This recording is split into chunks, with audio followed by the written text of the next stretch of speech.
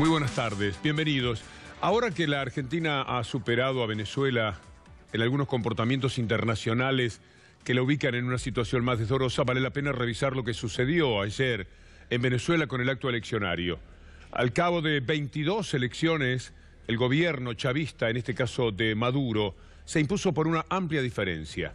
Por supuesto que hay una gran controversia en el mundo entero desatada por los diarios neoliberales, El País de España, Clarín aquí o Globo en Brasil, tratando de minimizar la importancia de este nuevo triunfo electoral, hablando de fraude y sobre todo tratando de hacer ver, como el diario Clarín, que la fuerte abstención es un indicador importante para que tengamos en cuenta el valor de estas elecciones de Venezuela. Fíjense, fuerte abstención. Olvidémonos de las denuncias de fraude porque las conocemos perfectamente. La derecha siempre que pierde habla de fraude y ha ocurrido entre nosotros. Y hubiera sucedido si no ganaban por un punto como sucedió en las últimas elecciones para presidente. Fuerte abstención. Mire usted cómo conducen, cómo envenenan al lector. Siempre lo hacen. Quiero compartir con ustedes esta placa en la que van a ver cuál es la abstención de muchos países en los últimos años, porque el voto no es obligatorio, el voto es voluntario. Entonces la gente va según las circunstancias. En Venezuela, además, estaba muy claro que iba a ganar Maduro por amplio margen, y esto seguramente le quitó empuje hasta a los propios votantes de Maduro para presentarse. Pero mire estos números. Paraguay 2018, 61%, un excelente número. Pero Estados Unidos 2016, Trump, 55%. Y aquí falta Clinton, que cuando fue ganador de las elecciones tuvo un padrón de 53%. Pero Chile, usted vio abstención en Chile, 49% en la segunda vuelta. En Venezuela 2018, el 48%. En Colombia 2014, la segunda vuelta, 47.9%. En Chile, la primera vuelta, el 46%. Y en Colombia, gobierno que sí le gusta a estos diarios, un 40%. Pero otra cosa que se menciona, además de fijar la idea de la abstención como un elemento que llevaría a pensar que no tienen valor las elecciones en Venezuela, está también la confesión realizada el día anterior a las elecciones por el jefe de campaña de Henry Falcón, Julio César Pineda, admitiendo que todo estaba en orden para que se llevasen a cabo las elecciones. Después denunció y después ayudó a que el periodismo internacional pudiera castigar. Pero miren ustedes lo que decía mientras tenían esperanzas. Quiero terminar reconociendo, porque hay miembros aquí de la autoridad electoral que también nos permitieron traer observadores, y tenemos observadores de varios países que están siguiendo el proceso electoral, que han sido muy bien impresionados por la actuación del Consejo Electoral, han seguido los procesos de preparación, no dudan de que pueda haber una elección transparente, con la cual, por supuesto, es una salida electoral y democrática que todos aceptamos. Y que el gobierno, pues también en caso de perder las elecciones, debería reconocerla. No es la primera vez que un gobierno tan autoritario pierde unas elecciones. Nosotros sabemos que estamos en la mejor situación para poder trabajar electoralmente. Han visto en las calles la propaganda, prenden la televisión y vean el abuso en materia de televisión, los canales que hay del gobierno, la poca participación electoral de la oposición, pero creo que es mejor participar, es más democrático ir al debate, votar y seguir en lo que es la lucha electoral. América Latina ya no puede tener golpes de Estado, ni injerencias extranjeras, ni... Esto ocurrió en Venezuela y queda muy claro cómo se miente por aquí, como lo hacen la mayoría de los medios neoliberales del mundo, cómo fijan la atención en un tema que ocurre en todos los países donde el voto es voluntario, como en Venezuela. Andan entre el 45 y el 53-54%, no más que eso, con una excepción que fue Paraguay con el 61%. Mejor nos ocupamos de lo nuestro. Y aquí se ha llegado al tope de la hipocresía política. Ya directamente el grupo Clarín tiene su ministro de Economía, en realidad su superministro de Economía. Tanto lo han ensalzado a este señor Duhovne, que tomaba whisky en un programa de televisión de este hombre, de Héctor Mañeto, que al final consiguieron, después de la reunión de la semana pasada, ahí está el personaje diciendo no volvamos al fondo, y ahora es el ministro, el superministro del Fondo Monetario Internacional. Así las cosas. Pero esto es la consecuencia de esa reunión que nosotros le mencionábamos la semana pasada de Mañeto y de Macri, en la cual, por otra parte, habría quedado claro que el acompañamiento de Clarín dura 2 o 3 meses, que tienen que tomar decisiones hacia 2019, cambiando de candidato, cambiando de caballo en la mitad del río, si esto les fuera necesario. El superministro fue negado además por Marcos Peña, una cosa muy graciosa. Marcos Peña salió a decir, no, como si le diera un poco de celo. No es el superministro, el representante directo de Clarín en el gobierno. Es un ministro coordinador, trató de decir. Hablemos de los temas que nos afligen a nosotros acá. ¿Qué ventajas tendrá Nicolás Dujovne en su nuevo rol de superministro? Esto era lo que trataban de implantar desde los medios que llamamos dominantes. La realidad, según Marcos Peña, es que no, que es apenas un coordinador, llama a un ministerio y al otro y después baraja lo que le están diciendo.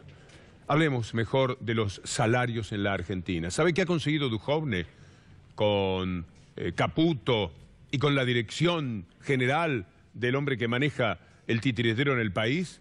Que ya la Argentina quede cuarta en sus salarios en función del dólar. Esta es una investigación de la Universidad de Avellaneda. La Argentina, que estaba primera en América Latina hasta el 2015, ahora tiene el 4.º lugar. Primero Uruguay, Chile está por encima también de la Argentina, Brasil está por debajo de la Argentina. Aquí lo tiene. Uruguay primero, con 452. Estaba en un lugar no tan privilegiado, estaba como en el 4.º o 5.º lugar. Después Chile, con $443, Ecuador 386 y la Argentina, apenas por encima de Paraguay, con $384. Ya consiguieron que el salario sea más chico en dólares, ya lo está logrando el gobierno neoliberal de Mauricio Macri. El altísimo valor que en dólares tenía la vida para el trabajador argentino y que lucía muchísimo en lo que podía consumir, ahora se ha perdido y ya está en el 4.º lugar. Pero hablemos también de las tarifas, porque no se trata solamente de cómo decrece el salario, sino lo que pasa con las tarifas. Mire, según una encuesta realizada, una estadística del CEPA, y muchas gracias una vez más a Julia Estrada, en el IPC 2016, las tarifas y las viviendas gravitan el 10,50% en su bolsillo.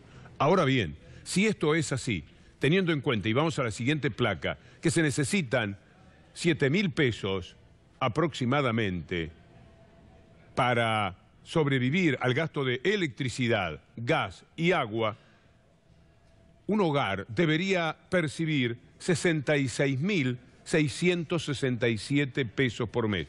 Usted sabe que esto es algo imposible. A tal punto que hoy el juez Alejo Ramos Padilla de la ciudad de Dolores tomó una decisión que seguramente le va a costar la persecución del prostibulario Consejo de la Magistratura, del propio gobierno y de los medios de comunicación encabezados por Clarín, porque dijo, basta a los cortes de gas porque no se paga. El juez, que está en la mira del PRO, como le digo, ordenó suspender los cortes de gas que venían haciendo las empresas por la falta de pago. Un alivio para la situación de los trabajadores, pero siempre dentro de las tarifas. Hay que decir que es una barbaridad lo que dijo el ministro Cabrera. Es una cosa increíble a lo que se animan. Han cerrado más de 7.000 pymes en la República Argentina y él dice, ninguna cerró por el problema de las tarifas, negando la realidad. Mire esto que dice Cabrera. Siempre le ponemos algún indicio claro de lo que han dicho, porque si no parece mentira. Usted dirá, ¿cómo va a decir que no hay ni una sola pyme que haya cerrado por las tarifas? ¿Qué le pasa a este hombre? Bueno, le pasa esto. Ahí tiene usted la prueba de lo que ha dicho. En ámbito.com puede encontrar toda la nota. Pero hay una respuesta del señor Aguilar de Cejera, Ariel Aguilar, que tiene mucho para decir respecto al disparate de Cabrera. Nosotros a Cejera tenemos alrededor de 7.000, también tenés el número que han cerrado más de 11.000 comercios. El gran problema que tienen las pymes argentinas son las medidas estructurales que se están tomando hace 2 años, de apertura indiscriminada, de caída del consumo, de suba de todos los insumos básicos, las tarifas, la suba de tasa de interés, $1.25 que le impacta directo en precios. Claro, hay varios elementos, pero las tarifas tienen una enorme gravitación y ni hablemos en fábricas recuperadas, por ejemplo. Las pequeñas pymes no pueden sobrevivir y ya son 7.500, decía allí Aguilar, las que han cerrado. Y después está lo que nos pasa a cada uno de nosotros. Por distintos motivos, la crisis enferma. No solamente la crisis económica. Los que todavía tienen una situación solvente desde lo económico se enferman por otros motivos. Pero atienda esto, la suba del dólar, el aumento de tasas, el incremento de la inflación y el futuro de los créditos son todos temas que por estas horas circularon en los medios. En este contexto, donde las preguntas son más que las respuestas, aumentaron los casos de ansiedad, angustia y estrés. Están enfermando al pueblo argentino, le están haciendo un enorme daño. Y cuando aparecen noticias como la de recurrir al Fondo Monetario Internacional, contra lo que está el 75% de la gente, y lo vamos a ver este fin de semana en el Obelisco, la gente ya no sabe qué hacer, porque es una gran impotencia la que uno siente, un tsunami de incapaces que nos camina por encima, que determina estas cosas que estamos hablando con ustedes, a dónde fueron a parar los salarios, dónde está el costo de las tarifas, y esta recurrencia al Fondo Monetario Internacional. Parece mentira. Ayer ADN, en su programa Ejemplar, estuvo hablando de lo que ha pasado en Grecia. Le vamos a mostrar una partecita tan solo. Grecia desvalida a merced del Fondo Monetario Internacional y sus padecimientos. More than 90% of the money that we have received are going to pay back all debt, and just 10% has been used for the real economy. And then our debt was basically owed to private banks, and then it was the time of a restructuring. Do you think that was like the neoliberalism part of European Union was against Syriza because it was the first left movement in power? That's obvious. First of all, they were reacting because they believe that their policy, austerity, is the only solution for Europe. But they wanted also to show at the political level that any deviation from this policy is going to be destructive. To reconfirm what the neoliberal always say, that there is no alternative, only one solution. So the solution for all countries, not just Greece, is more democracy and more social-oriented policies, less neoliberalism. Bueno, aquí no vamos a tener ni más democracia ni más políticas sociales, por supuesto. Una de las cosas insólitas que ha ocurrido en las últimas 48 horas es que el Grupo Clarín, para proteger al ministro que le ha puesto a Macri para manejar la economía, en realidad con ellos, diciéndole desde atrás qué es lo que tiene que hacer, es haberse lanzado a limpiar la imagen del Fondo Monetario Internacional, hacerlo bueno al fondo. Mire, es un intento que marca el nivel de locura que se puede tener cuando desde el poder se sienten capaces de cualquier cosa.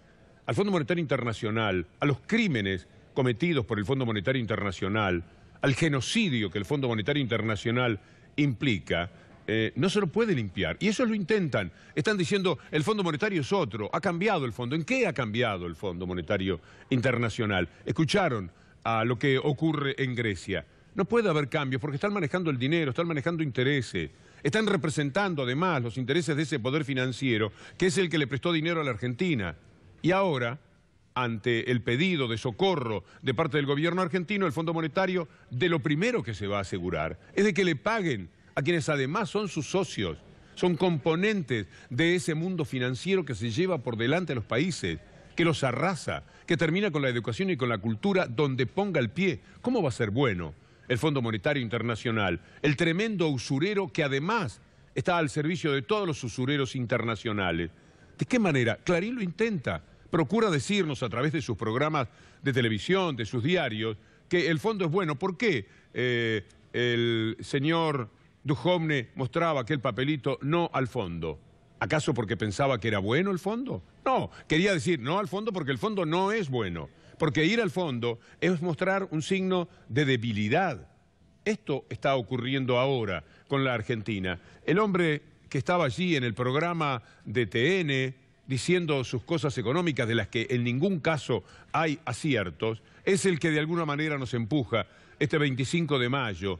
Vamos a tener después, quizás para el final o mañana, la convocatoria de mucha gente conocida, de mucha gente muy valiosa, que le dice no al Fondo Monetario Internacional, la patria está en peligro. Escuche a personalidades nuestras, muy queridas todas ellas, en la convocatoria para ir al Obelisco. Vamos a ir, ¿no? El 25 de mayo yo voy con mi familia al Obelisco a cantar el himno, porque con el FMI la patria está en peligro. Hola, soy Lola Bertet y el 25 de mayo voy al obelisco a cantar el himno, porque con el Fondo Monetario Internacional la patria está en peligro. El 25 de mayo yo voy al obelisco a las 13 horas a cantar el himno. Voy con mi familia y con las madres de Plaza de Mayo, línea fundadora, porque con el FMI la patria está en peligro. Yo creo que hay veces en las cuales uno junta buenos argumentos, como en este caso para decir no y decir, bueno, ¿dónde lo puedo ir a decir? ¿Dónde lo puedo ir a cantar?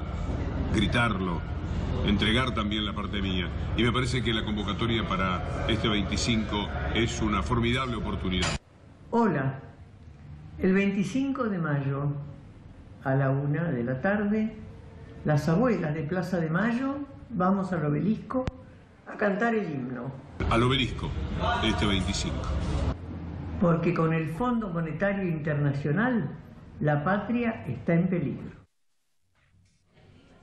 Al obelisco entonces, este 25, para decir no al fondo, que también es decirle no a esos medios que son capaces de querer abuenarlo al Fondo Monetario Internacional. Nos quieren hacer un cuento de hadas. El Fondo, Lagarde, son maravillosas personas. Lagarde es una gran corrupta internacional que en el gobierno de Francia tiene que dar explicaciones porque le pagó, porque sí, a un tal Bernard Tapie, que era presidente del Marsella, por eso lo tengo, del mundo del fútbol, 400 millones de euros, que no correspondía pagarle. Esas cosas que se hacen a veces desde los gobiernos y que son una manera de hacer ganar a los grandes empresarios y, por supuesto, de paso, ganar los que quedan en el medio. En eso está Christine Lagarde. Esta es la persona que conduce al Fondo Monetario Internacional. Ni hablemos de Strauss-Kahn y de otros del pasado, o el español. En fin, cada uno de ellos ha tenido una historia ciertamente declaratoria de lo que son individual y colectivamente en el Fondo Monetario Internacional. Pero todas estas cosas se hacen amparadas por una hipocresía, por un cinismo que no tiene límites. Lo que está ocurriendo en torno al caso Nisman, y esta semana vamos a tener novedades seguramente, es espantoso. Para mí que es demostrativo de la inviabilidad en este momento ética y moral de un buen sector de la sociedad argentina.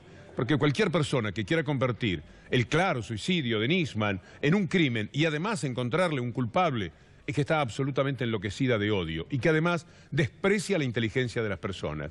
Una de las cosas que van a hacer es declarar un magnicidio a pedido de la familia de Nisman.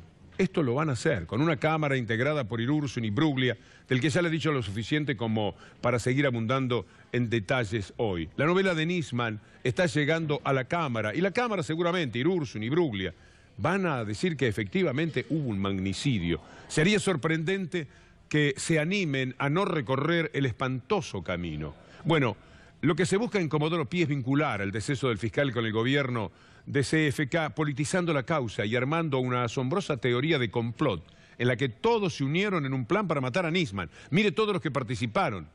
Incluiría a los policías que lo custodiaban, a funcionarios de la Federal, a efectivos de la Prefectura, a la ex-IDE, los funcionarios kirchneristas, el ex jefe del ejército Milani, la fiscal Viviana Fein, que habría tenido el papel de tapar las cosas. Es decir, una persona que es convocada por horario, porque le toca, porque estaba trabajando ese fin de semana y se tiene que hacer cargo del tema, inmediatamente llega y se confabula con todas estas personas para conseguir tapar el crimen que se había cometido contra Nisman. ¿Usted conoce algo más loco, más absurdo que esto que están intentando? Solamente aquella teoría de Patricia Bullrich cuando contaba una película rusa que mostraba cómo a alguien lo suicidaban, es decir, le tiraban con un piolín el gatillo de la pistola y hacían que se matara. A esto han llegado.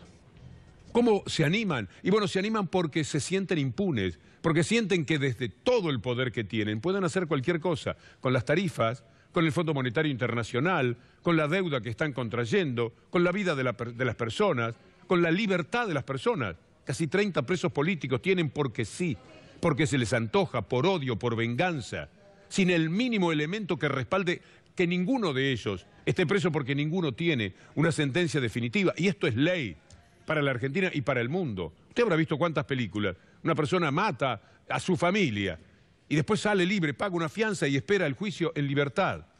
Aquí los meten presos por temas que ni siquiera están aclarados, por aquellos temas que todavía no avanzaron para ningún lado. Eso se hace porque se es impune. Escucha a Lago Marcino, porque a Lago Marcino, buscándole algo de credibilidad imposible en este tema, lo acusan de ser parte de una célula dormida.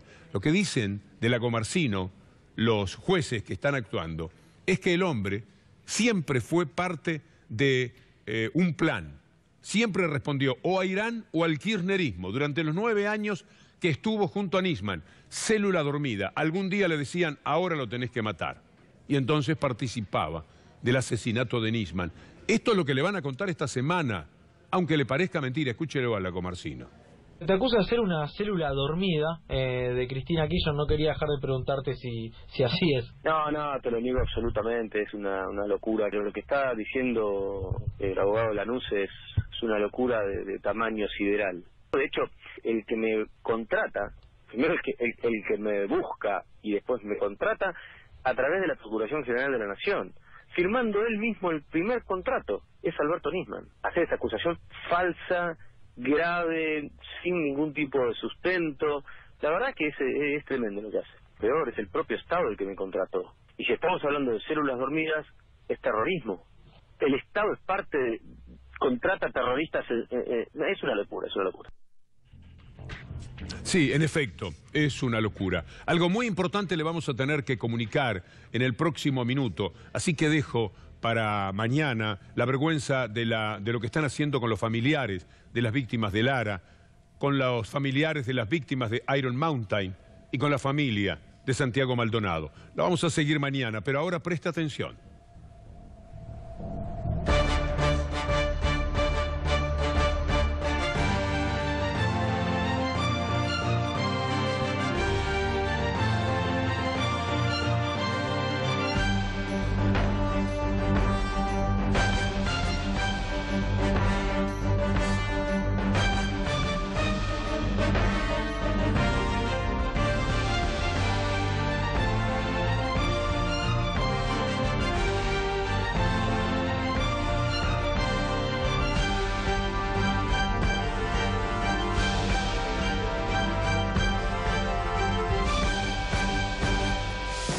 Primero, en C5N, declaraciones de veedores judiciales derriban el principal argumento para poner presos a Cristóbal López y Fabián de Sousa. Amplía Vanessa Petrillo. Vanessa, muy buenas tardes. ¿Qué tal? Muy buenas tardes. Bueno, ustedes saben que hay una causa en la que se está investigando a Cristóbal López, a Fabián de Sousa, entre otros, supuestamente por haber realizado maniobras para burlar a la justicia, para burlar la inhibición de bienes con una supuesta venta de su holding a otro grupo empresario encabezado por Ignacio Rosner.